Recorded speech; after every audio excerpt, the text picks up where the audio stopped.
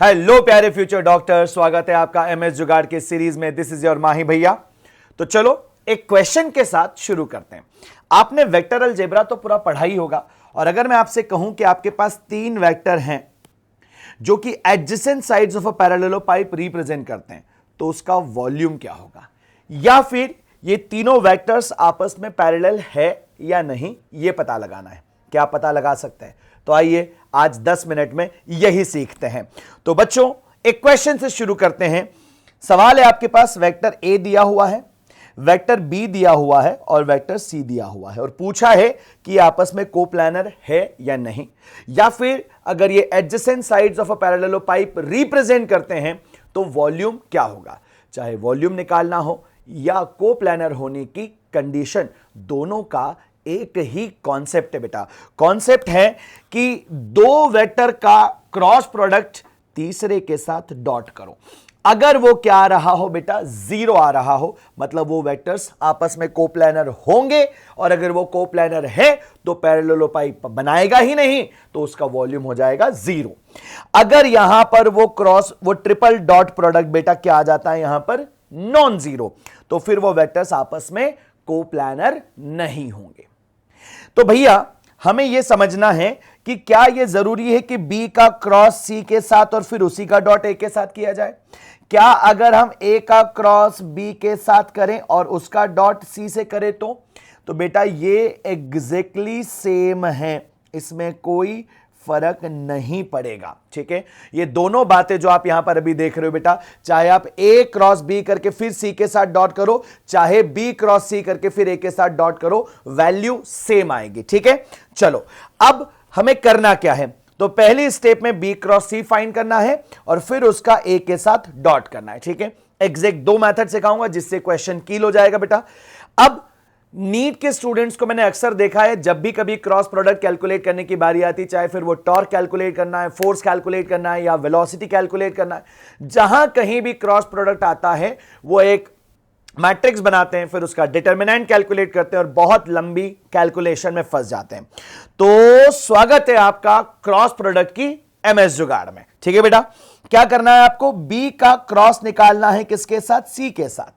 तो देखो पहली पोजीशन पे जो लिखा है बी, उसके जितने भी कोएफिशिएंट है, आई का कोएफिशिएंट -1, जे का कोएफिशिएंट +4, के का कोएफिशिएंट +3 लिखो और फिर एज इट इज रिपीट कर दो, यानी कि -1 प्लस का 4 प्लस का 3 रिपीट कर दिया बेटा।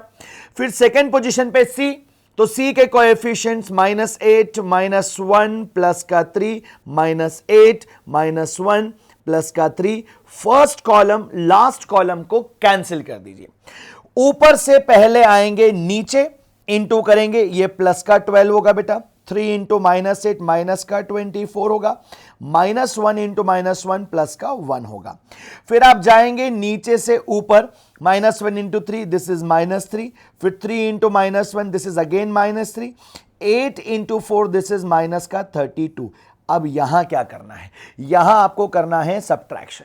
और आपने बेसिक मैथ्स में पढ़ा है 6, 7, 8 की क्लासेस में कि जब भी सब्ट्रैक्शन करते हैं, जो वैल्यूज होती है बेटा नीचे, उनके साइन बदल जाते हैं। तो ये माइनस का क्या हो जाएगा प्लस, ये माइनस का क्या हो जाएगा प्लस, और ये भी माइनस का प्लस।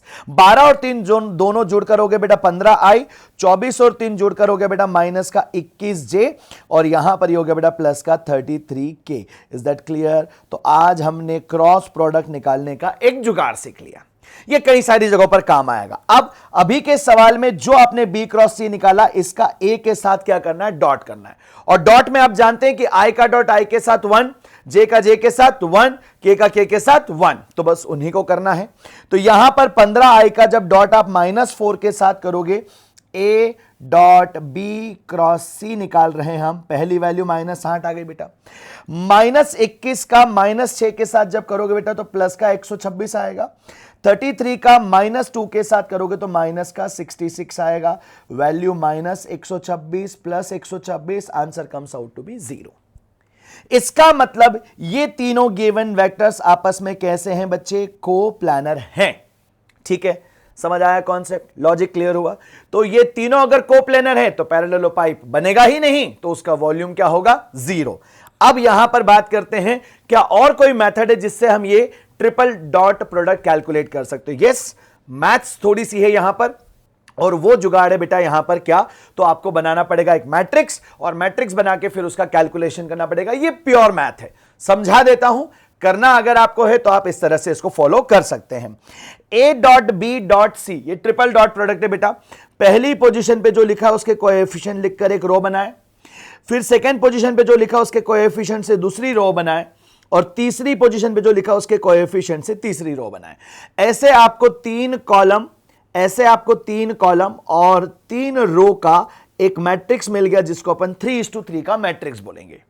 अब करना क्या है, इसको ओपन करना है। इसका कैलकुलेशन कैसे करना है, तो जब आप -4 को कंसिडर करोगे बेटा, तो ये वाला कॉलम और ये वाली रो चली जाएगी, तो ये 4 नंबर बचेंगे, ये एज इट इज यहां पर आ जाएगा। फिर जब आप -6 लिखेंगे तो ये गायब हो जाएंगे, ये 4 नंबर बचेंगे बेटा, और ये एज इट इज यहां पर लिख दिए, देखो मैंने।